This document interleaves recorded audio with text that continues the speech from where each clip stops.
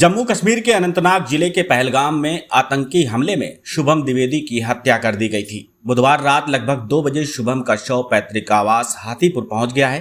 आधी रात के समय परिजन रिश्तेदार बड़ी संख्या में गांव वाले शुभम के शव का इंतजार कर रहे थे। सन्नाटे को चीरते हुए जब एम्बुलेंस का सायरन सुनाई पड़ा तो चीख पुकार मच गई। एम्बुलेंस घर के बाहर रुकी तो परिवार बिलक बिलक कर रोने लगा। चीख पुकार से पूरा गांव दहल उठा। परिजनों ने शुभम के पिता को किसी तरह से संभाला। सीएम योगी आदित्यनाथ यहां श्रद्धांजलि देने और परिवार से मिलने पहुंचे हैं। उन्होंने कहा कि आतंकवाद के ताबूत पर अंतिम कील गाड़ने का काम शुरू हो चुका है। सीएम योगी ने कहा 22 अप्रैल को पहलगाम कश्मीर के अंदर पर्यटकों के साथ जो आतंकी हमला हुआ है, कानपुर के एक परिवार का एक नौजवान आतंकी हमले का शिकार हुआ है। शुभम द्विवेदी 2 महीने पहले ही जिसकी शादी संपन्न हुई थी, यहाँ पहलगाम का आतंकी हमला क्रूर, विभत्स, कायराना हरकत है। देश और दुनिया की हर सभ्य समाज ने इस घटना की निंदा की है। ये घटना बताती है कि आतंकवाद अब अपनी अंतिम सांसें ले रहा है। निर्दोष पर्यटकों पर हमला जाति और धर्म पूछ करके हिंदू बहन बेटियों के सामने उनका सिंदूर उजाड़ा गया है। ये कोई भी सभ्य समाज स्वीकार नहीं कर सकता। लोगों के गुस्से और पाकिस्तान के खिलाफ नारेबाजी के बीच सीएम ने कहा भारत सरकार की आतंकवाद के प्रति जीरो टॉलरेंस की जो नीति रही है वो प्रभावी तरीके से आतंकवाद को नेस्तनाबूद कर देगी।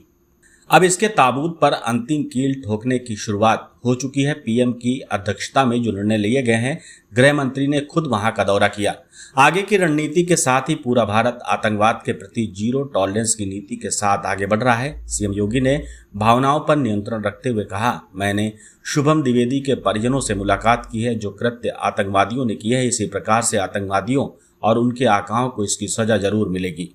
सभी देशवासी पीएम पर भरोसा रखें। हमारी सरकार पीड़ित परिवार के साथ खड़ी है। डबल इंजन की हमारी सरकार इस प्रकार की बर्बर और अमानवीय घटना को लेकर कार्य करना जानती है।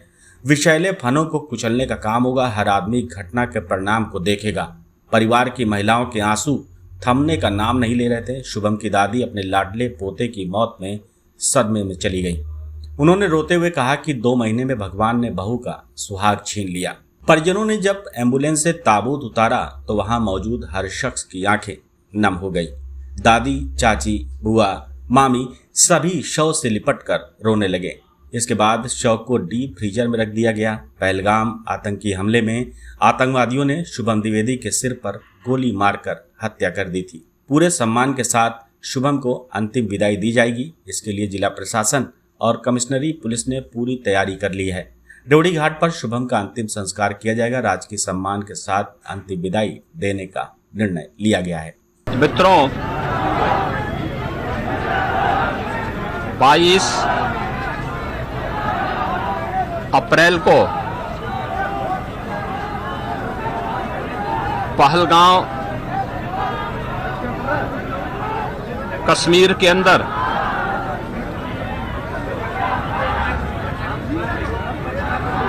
पर्यटकों के साथ जो आतंकी हमला हुआ है,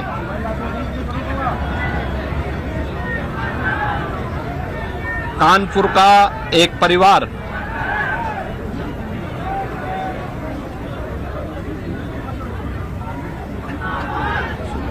भी उस आतंकी हमला का शिकार यहां का एक नौजवान हुआ।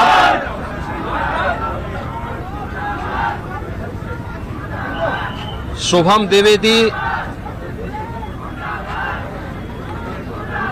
2 महीने पहले ही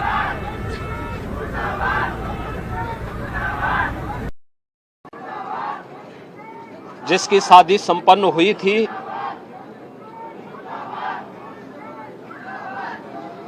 यह पहलगाम का आतंकी हमला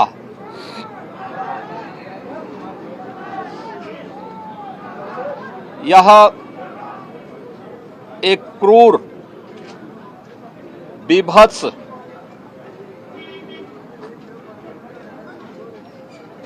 कायराना कृत्य है। न केवल देश ने बल्कि दुनिया के हर सभ्य समाज ने इस घटना की निंदा की है। ये घटना बताती है कि आतंकवाद अब अपनी अंतिम श्वास ले रहा है। निर्दोष पर्यटकों पर हमला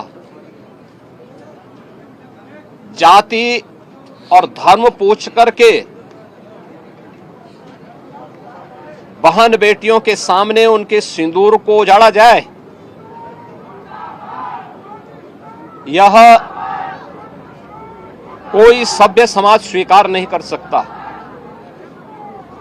और खास तौर पर भारत के अंदर यह कतई स्वीकार्य नहीं है।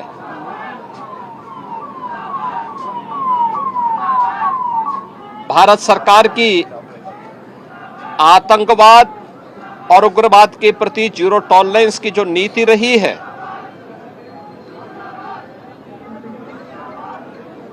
वह प्रभावी ढंग से आतंकवाद का नेस्तनाबूद करेगी। और आपने देखा होगा कल इसकी शुरुआत, इसके ताबूत पर अंतिम कील ठोकने की शुरुआत हो चुकी है। आदरणीय प्रधानमंत्री जी की अध्यक्षता में सीसीएस की बैठक में जो निर्णय लिए गए हैं, आदरणीय गृह मंत्री जी ने स्वयं उन क्षेत्रों का दौरा किया और आगे की रणनीति के साथ ही आतंकवाद और उग्रवाद के खात्मे की एक नई पहल के लिए अब पूरा भारत आगे बढ़ा है। आतंकवाद और उग्रवाद के प्रति जो जीरो टॉलरेंस की नीति है, पूरे भारत को इस दुखद घड़ी में प्रधानमंत्री मोदी जी के नेतृत्व पर विश्वास करना चाहिए। मैंने अभी शुभम द्विवेदी के परिवार के सभी सदस्यों से मुलाकात की है। उनके पूज्य पिता से मेरी कल भी बात हुई थी